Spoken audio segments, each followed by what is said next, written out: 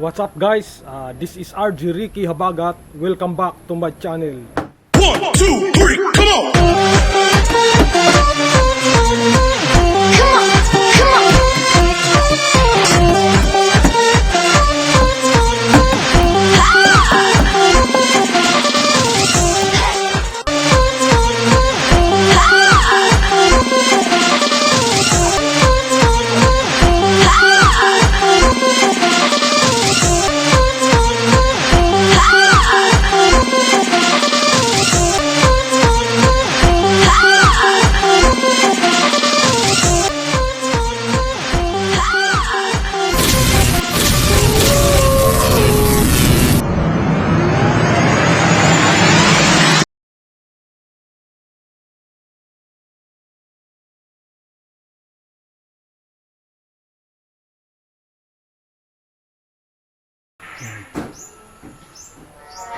Ito na po guys ang ating gagamiting nest box para sa ating mga alagang manok. Galing po ito sa construction, ginagawang porma. At i-recycle ko na lang para mapakinabangan pa. Sayang naman kung hindi gagamitin, masisira na lang.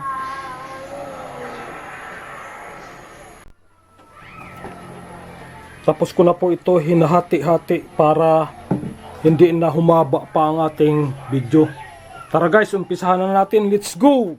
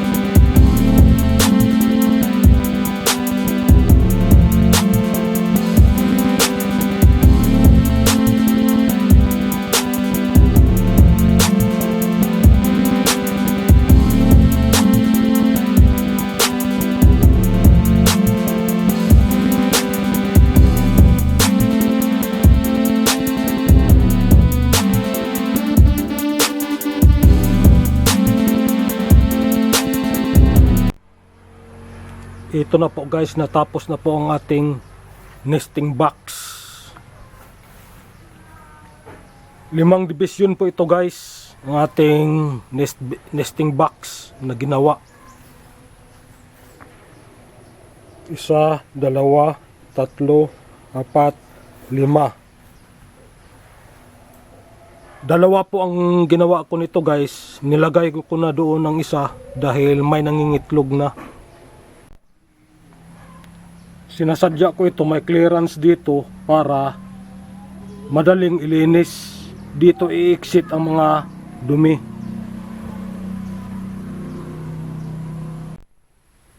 Kung pugad lang ang pag-uusapan guys, marami akong resources dito.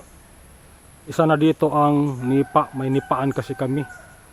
At yung dahon ng niyog pwede rin gawing pugad ng manok. Pero dahil may excess tayo na plywood na hindi na ginagamit, sayang naman masisira na hindi natin napakinabangan. So ito na lang ang ginagamit ko. Ang advantage po nito, madaling i-disinfect pagkatapos mag-hatch ang ating inahin. Madaling ilinis. Mapakinabangan po natin ito ng mahabang panahon. Matibay kasi ito.